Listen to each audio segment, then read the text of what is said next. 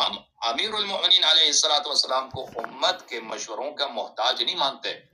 امیر المؤمنین علیہ الصلوۃ والسلام جس طرح رسول پاک صلی اللہ علیہ وسلم کے پاس علم تھا نا اللہ کی جانب سے ہر چیز کا علم، اسی طرح رسول اللہ صلی اللہ علیہ وسلم نے اپنا سارا علم امیر المؤمنین علیہ السلام کو دیا تھا.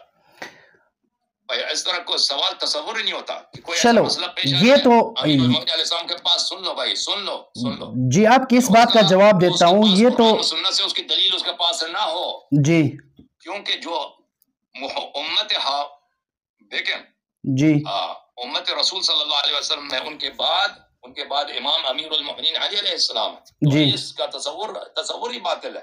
ٹھیک ہے نا؟ ٹھیک ہے. ابھی میرے بات سنو.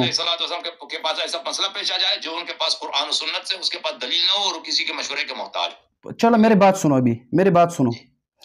آپ نے کہا کہ اللہ رب العالمین نے جس طرح محمد الرسول اللہ صلی اللہ علیہ وسلم کو علم دیا تھا اسی طرح حضرت علی رضی اللہ عنہ کو علم دیا تھا، اس لیے وہ کسی کے مشورے کے محتاج نہیں ہے. تو یہاں پر آپ خود یہ نہیں کہا. جی آپ نے غلط سنا. میں نے چلو کہا کہ جس طرح اللہ تعالیٰ نے اپنے حبیب صلی اللہ علیہ وسلم کو ساری چیزوں کا علم دیا تھا اسی طرح علی رضی اللہ علیہ وسلم نے اس سارے علم کو منتقل کیا تھا علی رضی اللہ عنہ. ٹھیک ہے. مطلب جو علم رسول اللہ صلی اللہ علیہ وسلم کے پاس تھی وہی علم حضرت علی رضی اللہ عنہ کے پاس تھی، اسی وجہ سے وہ کسی کے مشاورت کا محتاج نہیں ہے.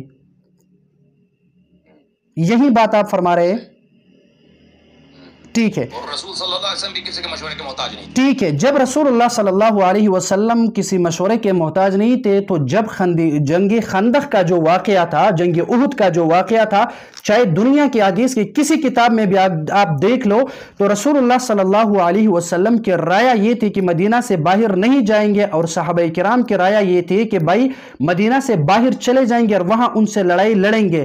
تو جب رسول اللہ صلی اللہ علیہ وسلم کی رائے مدینہ کے اندر رہنے کی تھی اور پھر وہ اپنا جو صحابہ کرام کے مشورے پر عمل کرتے ہوئے اپنا جنگ کا سامان لے کر نکلے، تو جناب محمد رسول اللہ صلی اللہ علیہ وسلم کو صحابہ کرام نے فرمایا کہ یا رسول اللہ چلو اب یہاں رہتے ہیں، مدینہ سے باہر نہیں چلتے ہیں بلکہ یہاں سے جنگ کریں گے. تو رسول اللہ مبارک صلی اللہ علیہ وسلم نے فرمایا کہ کسی پیغمبر کے ساتھ یہ مناسب نہیں ہے کہ وہ اپنے جنگ کا لباس لے اور پھر جہاد کے میدان میں نہیں جائے. اب اگر رسول اللہ صلی اللہ علیہ وسلم اگر مشورہ نہیں کرنا چاہتے تھے تو یہاں پر صحابہ کرام کے مشورے پر عمل کیوں کیا اس نے؟